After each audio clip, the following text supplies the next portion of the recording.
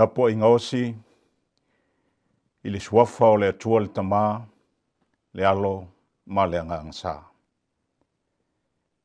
O maia i nā tātou pepese mai fuatu i ate ia.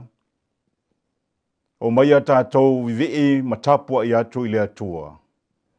O le papa o lo tātou o le tanga, ma le tamā o lo tātou wha o le tanga. Ia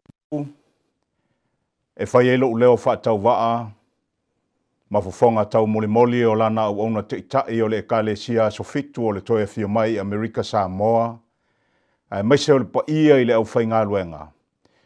O te tui nā tuai le au tau matau o le whaafeiloai ma le whaatalofa. E ta lia fia mai ai o tau uma i le tapua inga osi i le atua i le neitai ao lona sa pati.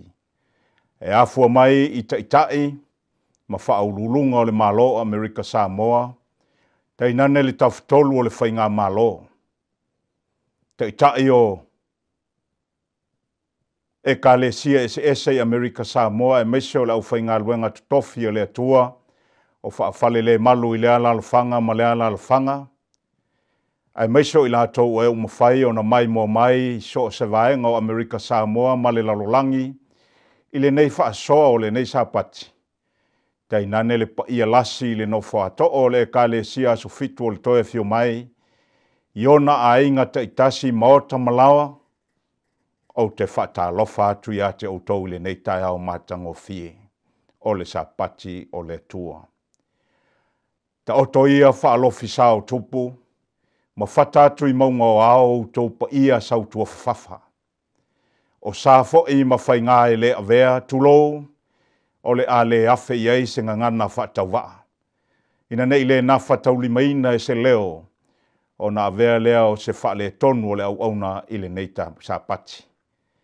Au manatu tātou te amaia le suafa o Keriso, o lo tātou atua manu malo o le na maliu, ma toe soifua mai, o le ato e foi mai mo i tātou.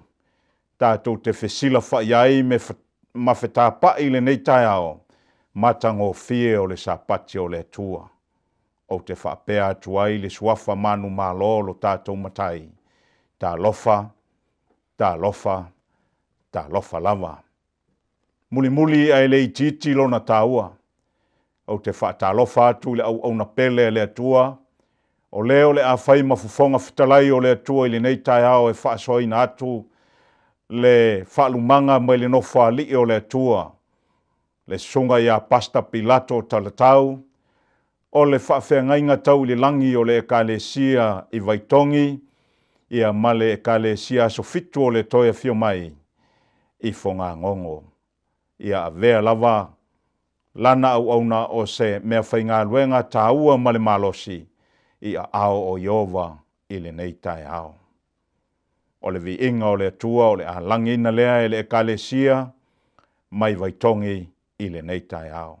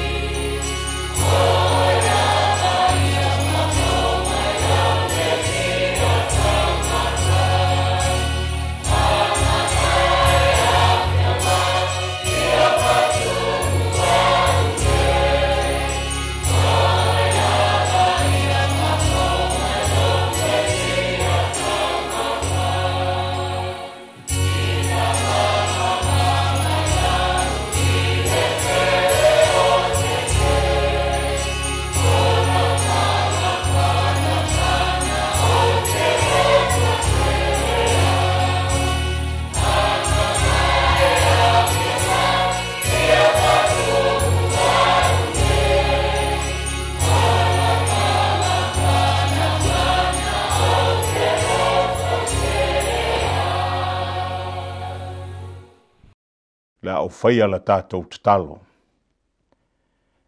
Sili ese ma mamalu o i oma. O mātou tofa i lo wanga le lei ma lo matango fia i le aso ma le aso. A o iai la se ngana le atua i lau fonga mo mātou lau ngutu. Na o lo mātou whape atu lea whaafitai. Ma lo pule, whaafitai le alofa, whaafitai le whaasoa.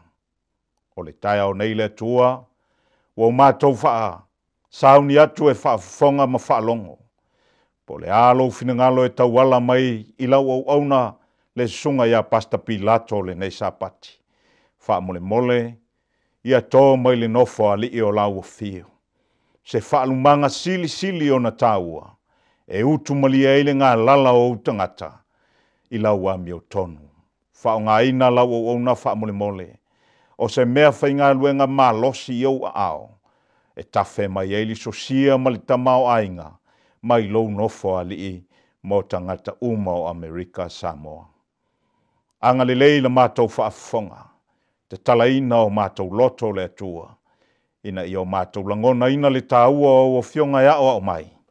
Tāpena ina i mātou ele ngata i tiu te ilalo nei, ai sili lea o lo mātou whaatalitali atu i le aso e te fio whaalua mai ai. I lunga o le nei tāpo inga mamalu le atua lo manuia ma lo filemu, talia meia i mātou, e la atu lo suafa Yesu. Amen.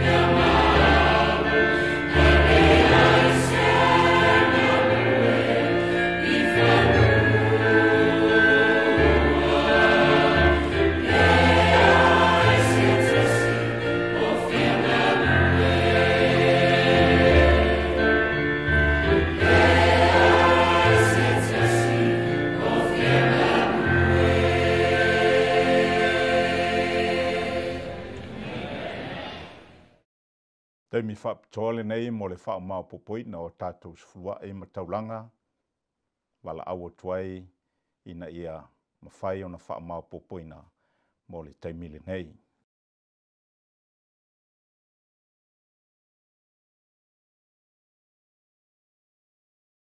A tātou te talo mo sifulua e mataulanga.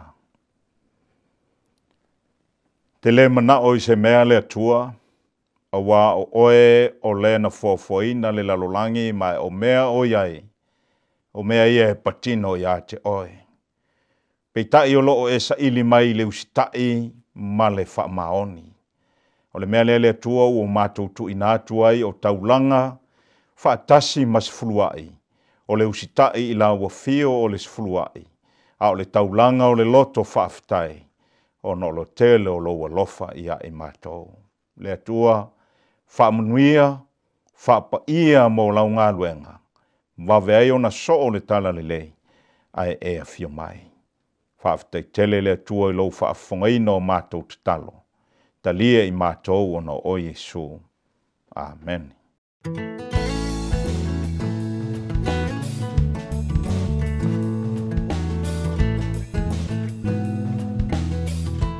Hi everyone, it's Aunt Fernita. Today's story is called Hiding from God. The memory verse is from 1 John chapter 1, verse 9. It says, "If we confess our sins, He is faithful and just to forgive us our sins and purify us from all unrighteousness." Today's message is God still loves us and will forgive us if we are truly sorry when we do something wrong. Have you ever done something wrong and been afraid to say that you did? Adam and Eve must have felt that way. It probably happened like this. Adam and Eve were happy in their garden home. The best part of the day was the evening, when God often came and talked with them face to face. On the seventh-day Sabbath, they spent the whole day with God. They probably never wanted Sabbath to end. God told them to enjoy every tree in the garden except one tree, the tree of the knowledge of good and evil. He said, "You must never eat the fruit. If you do, you will surely die."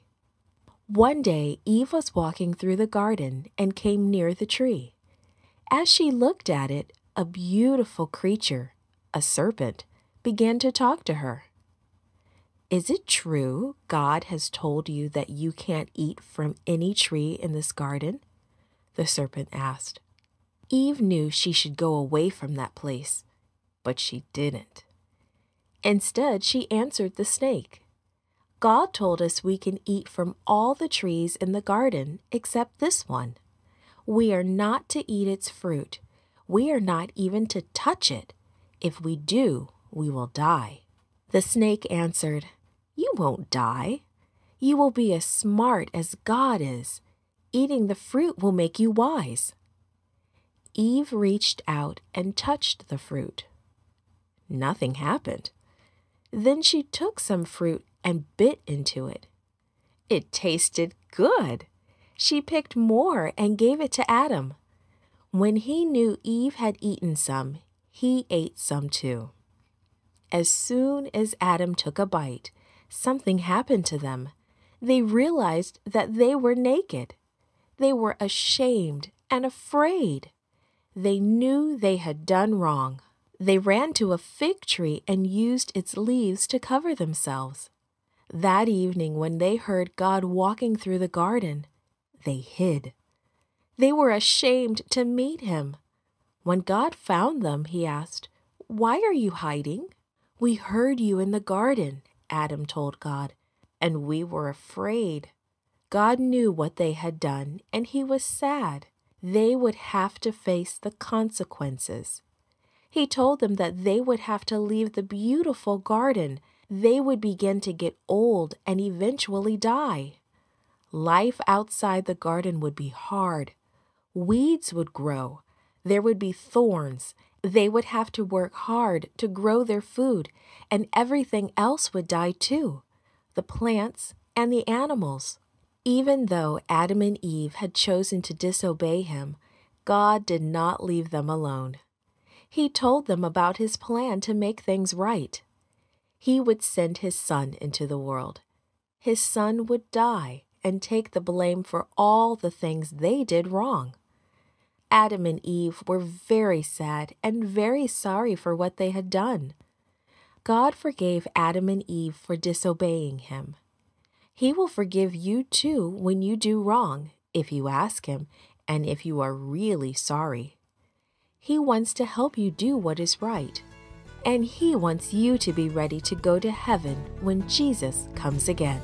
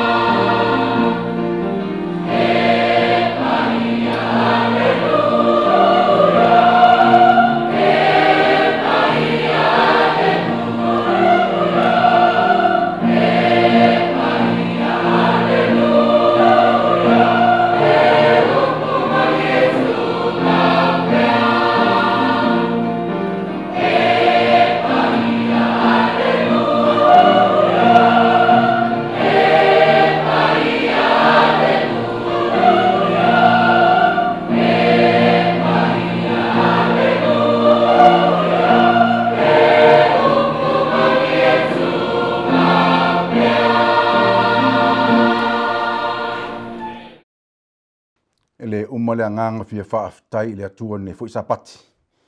Ina ua maua se lao lao tātou te mafuta ai lumor sila whanga le atua. Ai ale nei tāpo inga mamalu. O whalofa atua ai mo outou o mai mo mai. Ina ia vea le aso o se whaamunuianga mo tātou. A o tātou whasa ngai mali mamalu mali siri ese o le atua. O la o whaira tātou tatalo. A lofa mai a oe le atua. I le tō lau lau wina o lau tuspa ia. A veo se au wala whaaptoa mātou te wheso tai atu ai. Ai tō mai au whaamunuianga o mātou tangata. Ia manuia lau whionga la mātou whaitau. Ma su e ina i le so. I lau suafa Iesu. Amen. Au tuo ni whesili o te whia. Tai e tātou sau ninga i le so. E whapea. O a mai le whata whaitau langa le atua i lo ainga. o a mai le fata faitaulanga le atua i lo ainga. Le fata na mai le atua e fasa ngai e li tamā malitina ai maise le whanau i le malisila whanga a le atua. O le fasili le nao le fia whaaso atu ia te utou le so. Fasili atu ia te oe le tamā o le ainga. O a mai oe le tamā. I lo tiu te whaaosi taulanga. I lau ngā luenga. O le momoli whaaptoa atu le tina ma le whanau i lumo le sila whanga le atua. Lo tiu te i tutono le ainga. Ai a le tina ma le whanau. E pia le wa ainga i le alala mai o le kalesia. A o whaaso atu le whaife au tono le malu malu. O a mai le ainga. Tātou mana tu natu i se awala. Tātou te wawa ai i le tapena inga o tātou tāpo inga. Tāpo inga i o tātou ainga o se mea whaaptoa. I le wala au winga i tātou i le atua tusa malona lava whina ngalo. Mai o le tele. Mle a whaatia o tāpo inga te minei. Ua whaata alonga e vai i tangata i tutono ainga. E ese ale mātango fia le malu malu. Ese le maa nei o le whaaturanga inga. Ai o oro le vaenga whaapitoa lava hao tamā o oe tina o le whanau. O na whase tai roa leo ua le maua le mātango fia me tūlanga iai. Mai tau tila fia o pele. A whai tātu te wawa ai le Ioane wha. Alona whai upe lua sifun mara wha whapenei. O le atua o le anganga lava ia. O e tāpua ia te ia e ta tau o na tāpua i le anganga mara wha maoni. O le wainga le mana o mia i tono tātou ainga. Tua ia ia wa ai atu le kalesia. Whaatulanga ina i tono le malu malu. Au te fia tau tala le li o la titi lava le te tono tātou ainga. I le wā o oere ta maa o le whaitaulanga. O oere te nā o le whautua o le ainga. Ai a le whanau. O le si o manga le tātou te wawa ai. I le tūlanga mo moli i tātou taulanga i luma o le atua. Tusa mona sila whanga ia te utou ma. O le memo mua tātou te iai. Ia i tātou le upulo le whae te ete i tātou tāpo inga osi tono ainga. Ia whaia ma le nganga o le atua, ia tātou whaia ma le wha maoni. O le wa ainga nā le mana o mia, tātou te wa aia taimi nei. Tau te lole me lor tāpo inga mātua mainga. E leo se mea e wha fōlinga o na whai. E leo se mea na wha tau nu. E leo se mea whaia i le wa ainga whaatangata. Ai o le taulanga i te tono le ainga e pei o le aso. O le taulanga e whai le nganga o le atua, e whai e le wha maoni o e ta mama o e ti nām tātou whanau. Tātou te momoli atua le taulanga i le atua. E le ngata i le aso o le sapati nei, ai mo aso uma lava le vai aso, o taimi whai peo le olanga, i le ti ute o e ta mā, ti ute o e ti nā whapewhia le whanau. O le wa ainga le tātou te whaaftaia i le atua. A wā lea ua a maita wina nei fo i vai tau mal fesuia inga. E le ngata ia i mātou le nei ta whao laulangi au nisi fo i tua laulangi. Ia le mawhain tātou toi o i le maru maru.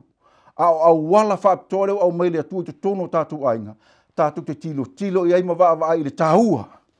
Ma le whaingo fia le au wala. A le mena le tātou te maita wina. E ta tau na tātou tāpuai. Ma a watu i le atua le tāu langa.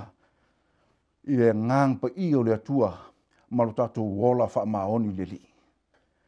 I tusi lo ka tiam ta apu ono whai pue fitu. E wha pēna whai tawina. Aua ne i wha se ina o tau. E le ulangia le atua. Awa o mea e lulu winga le tangata. O mea lava ia na te sele salina. Le ainga. E le ulangia le atua. O le tāpua inga e whai tono tātou whale. Ia peia le mea whaapitoe te alu ai le maru maru. I le tūlanga ma le wa ainga mātongo fie. I au ti ute mau ngā ruenga. E wha mau popo ai tono le ainga. E leu la ngia la le atua. Tātou tiro ma wa ai. I le tātia mai o le whaamtalanga. A le tuspa i e whaatau. I le o langa o tangata ni o yopu. Pea whaita wa ai le soifuanga o yopu. Yopu mua, whaipu mua. Ma le wa ainga atoi. Whai me whamtalang o iopu o tangata e sa o rana mio. O tangata e amio tonu. O tangata whai mai e alo eselo na o langa i mele hanga o langa. O ngā ruenga iopu na whailo na ainga. O i o leo stau langa. I le whai upe lima. A whai te tanga i lau tuspa ia le lau whai ta winga. Ua uma le au ngā aso lo na winga. Ua uma latu tausa minga. Whai ngā ai. O nā ruatu ai lea o le whiau ai opu, mana whaapa ia ina lan whanau. Sa tūlai o ia i tai ao. Mana whaia ia le taulanga mū. E le ngati lea. Ai whai mai whamatalanga ai opu. Te whaia taulanga e whaatau. Ai uanga sala lau whanau. O te whaia taulanga mū. Ai ua whai lau whanau lea tua. O le mānei ai o le awalani whaitoina. Ai pau o le mense ai opu. E ia i opu e osi taulanga le whale. Ai esel me iei whanau. E ia i opu e whisanga i mo le atua. Ai esel me iei tina alo ainga. O le tapua inga ni malu i tono ainga.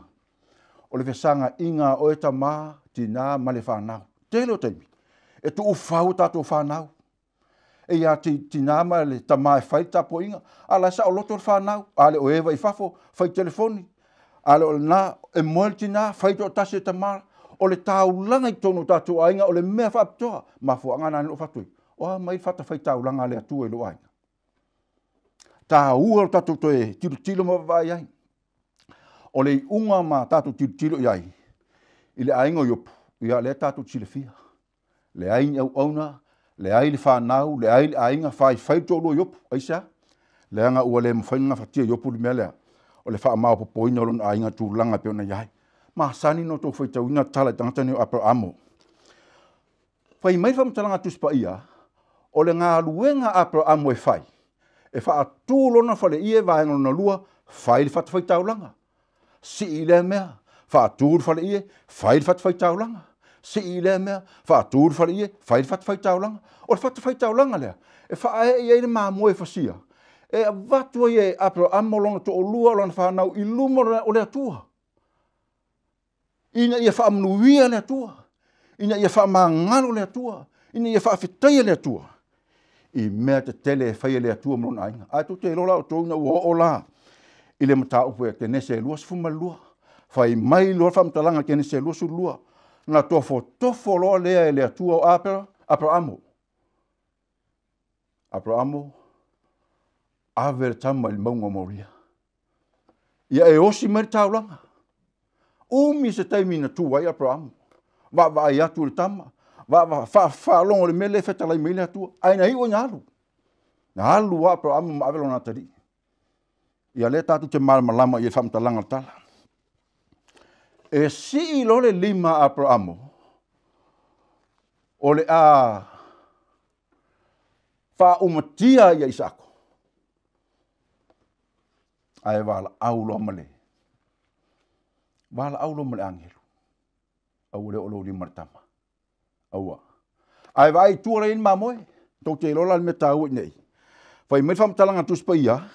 Ina ua umana osi Abrahamo tau langa ni mamoe lea. Ona ia wha atua i lolo whata whai tau langa. Ua ia wha ingo inga o Yehova i rai. O lona winga o Yehova na ia au maia. Tau te lo o tau ta mamtina. O le tapua inga i te tono le ainga. O le momoli atu le o le atua le anganga wha aftai. Ona o le atua na au maia mea malawi te tono lo ainga. Au maia le atua tinale te lua mafutari tama. Au maia le atua le whanau le wea te olua. Au maia le atua la ulua ta vale. Le lua whanua, le lua fale. O mea uma. Fai mai whamtalanga tuspa ia. O le mea na ta au ai. Iova irai. O le atua na te au maia. Ile e soto kolo mta po suma fitu fai po suma lima. O lo iei foi fa mtalanga le fa tau ya Mose. Ina ua fa tu winya e Mose fa fai tau langa. Ma ia fa ingo o Yehova nese. O le winga o lea a fa fai tau langa. O Yehova o lo tanga vai. Mantua mfu le tala le tau a Israelu memleka. Leana matua fudfao ai. Ia le nu o le atua i ngā maa losio e meleka. A whamele atua Mose. Si i au lima. Tu ulunga u lima. Vai atu o na usa au auna. Ia arona mahulo wa vai to inga. Whata vale atu le maa no foi Mose. Wa nga i fo ilalo lima o Mose. La whaia inga no le atua. O le ngā luenga hulo. Ma arona na whai. Na si i lima o Mose. Tina. A iei taime wha le tonu wailo to lua i leo singa o tapua inga dainga. Sui tūlanga oe. A oa ore whanau. A lua ese male ainga. fai e whanau tapo inga, fai whanau le lotu. Leanga o le mea whaaptoa. Tau te sila whira o tau o le mea le tā ua nele. I le whata whai tau langa le na whai e mose. Na whaai ngoi e mose o Jehova nese, o lona winga o Jehova o le tanga vai. Mea whaaptoa I loa ai, le nu o le atua, I le waai me isi malo me se tunu. Tātu te mai tau ina ai, le moni ma le wha maoni, o le teita inga le atua. O e whai tau ina tala e wha tau tangata neo Kitiona. Kitiona. Le tama Israelu. O lona tama o Yoasa. A o nofore ta mai titi lona ainga. Na turi mata I atu lana waai le sawa hina I mitiana o le nu o le atua. Fai mai ua eli parapala, ua eli le lua I parapala lafe telo tangata Israelu. Fai mai ua lato fau olo, no nofo ai, fefefe ya mitiana. A ora tai me o Israelu te tō ngala au aina, ma fai lato fato ang, e whaaleanga ameleka mitiana. Ua lei loa Israelu me a fai. Tau te lola me silin taua. Ele I tuu au noa ina le atua ona tangata.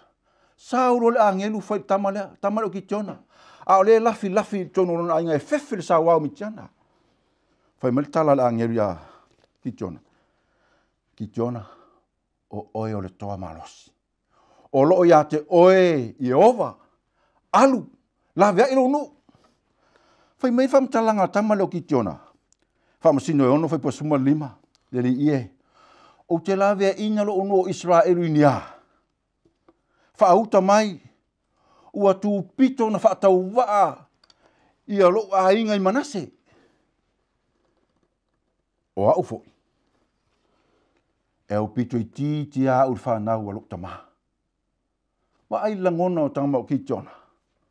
O te la vea ina Israelu inia. O si o a inga o le a inga pito I titi a I Manase. Ele amana ia tangata. Ele amana ia tōtele. Si a inga la I titi lava. Na o si o tamaa.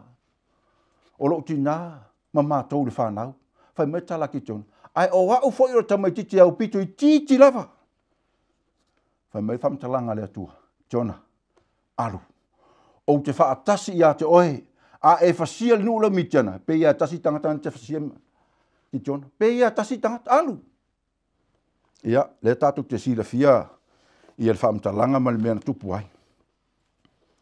Ele I alu Kitiona e tau. Ale me mua na alu ua au mai ia tamai oti. Ua au mai a reto, ele e whaafeteina. Ua whaid whalau le efa. Ua a mai le pani vai. Ua ave o tu I lalo tāpeneto.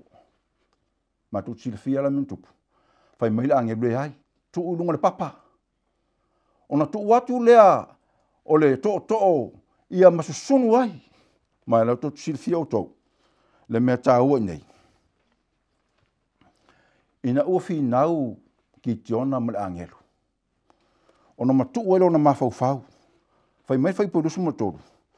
Ona fetalai mai leo Jehova ia te ia. Ia file mue Kitiona. Aua te matau. E te leoti. Ai sale manaia a. Manaia whamtalanga la tuspa ia. Ia file mue. Aua te matau e te leoti.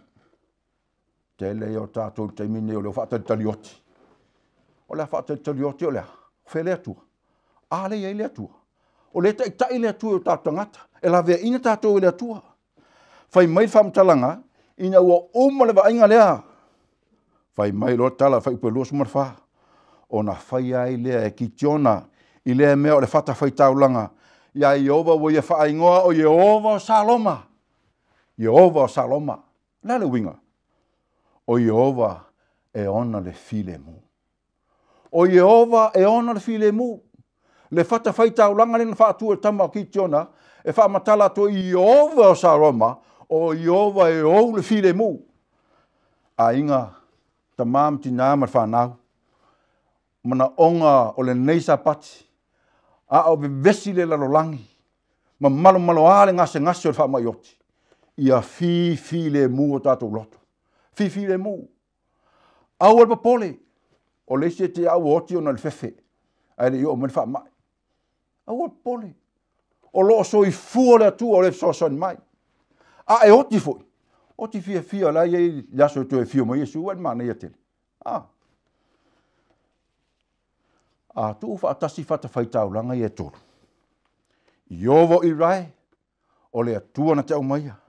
I ovo nese, o Yehova e o tanga vai. I ovo Saloma. O Yehova e ona le file mu. Ma o le mea tā ua leo te manao, i le anga i mai o lau tau talanga i lona whai unga. Tātou te wā ai ai i le vevesi, ma le mautono o tangata teimi nei. Al fesili na, o a mailo whata whaitau langa. Ta mā, wha toa le ainga. Tina, mausa lilo wha tua. Ave le ainga i lumo le atua. O la a tātou ma tā whai oi whatasi lea. Tātou te tatalo ai, ma tu ina atu le li. Ia fesoa soni mai, ia le atua tau te sile fiau tau. Ina ua whaamtale la apostolo Paulo. Ia la ngona maulunga ia le kalesia i Kolose. Kolose tolu fai pasuma 5. Fai mailo whaamtalanga la apostolo Paulo. Kolose. Ia pule le file mu mai le atua i o tau loto. O lona winga, ia pulea tātou le file mu le atua. Au le fefe. Au le atotu vale. Au le fe meme ai. Ai whaatanga le ngang pa i o le atua ia te oe tamai, ia te oe tina tātou whanau, ia pulea tātou le ngang pa i o le atua. O le mea lea, ua wala awina ai o tau, e whai matino tasi, o lo o tau ainga, tasi ia. I le tūmu salalau, e tasi ia, ta māma le whanau, tina, e tasi ia. A whai fo o na oe tina le ainga o malolo tama, o oe ia, tasi ia. E le whai tau e sero tu ainga, tu samarisi le whanga le atua.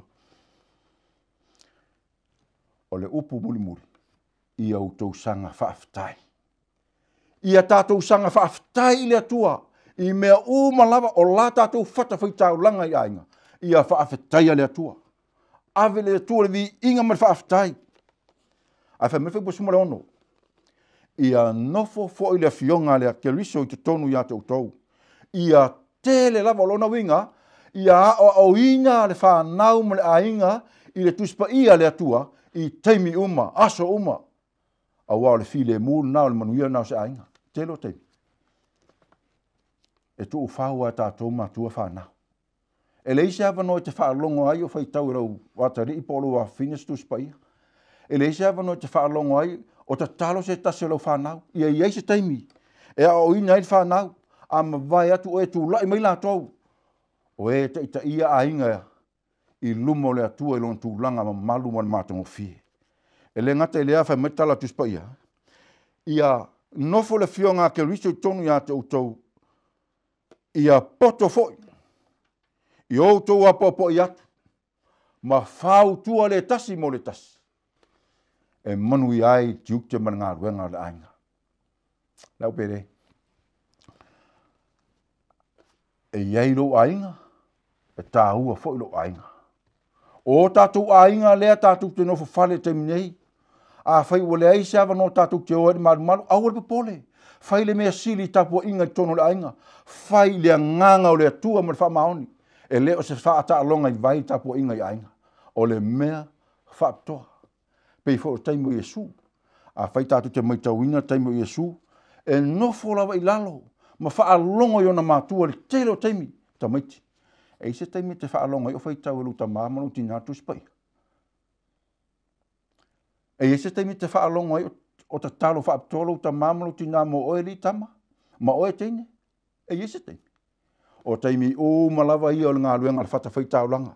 Nā te mo mori atu le ainga o se mea whaaptoa. O ni manuia mai le atua. A wālo tātou iai.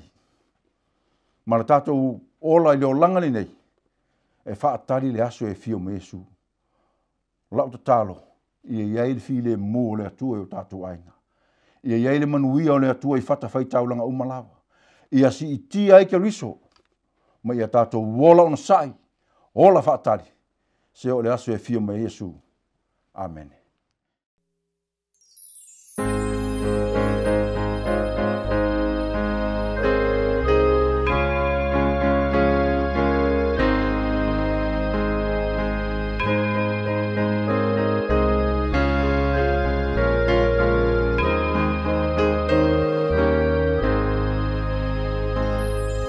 Namai ato sina ui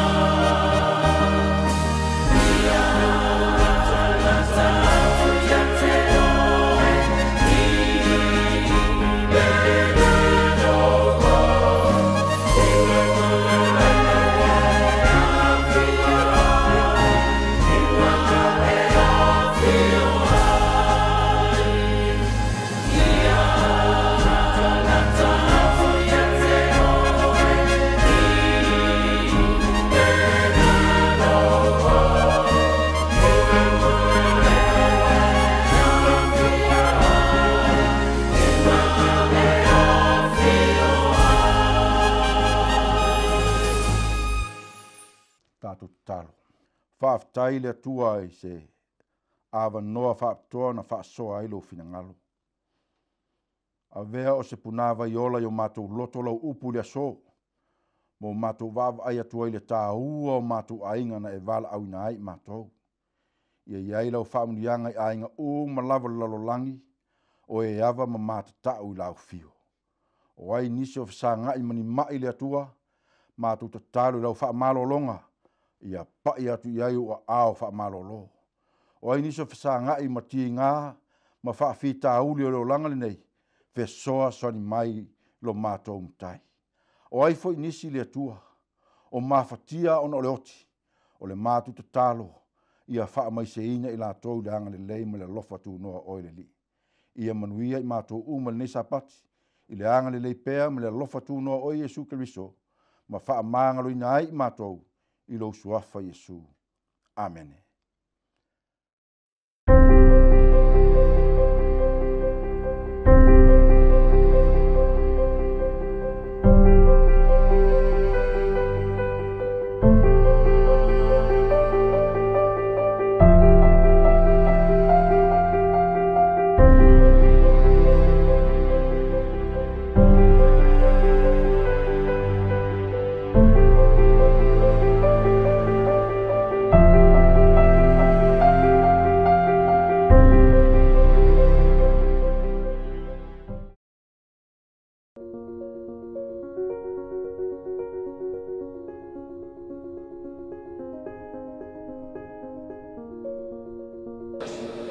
As I stated 5 years ago, the Seventh-day Adventist Church is God's remnant movement, made up of those who, according to Revelation 12:17, keep the commandments of God and have the testimony of Jesus Christ.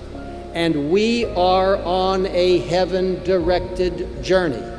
We must go forward, not backward, because we are almost home.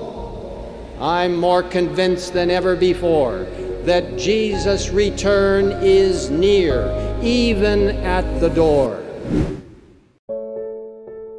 O le galesia so fitu o le toi a fio mai, na whaatuina e le atua ma tu ia i le whea au muli o le tala le lei e whaavau. E aua angilu e totolu.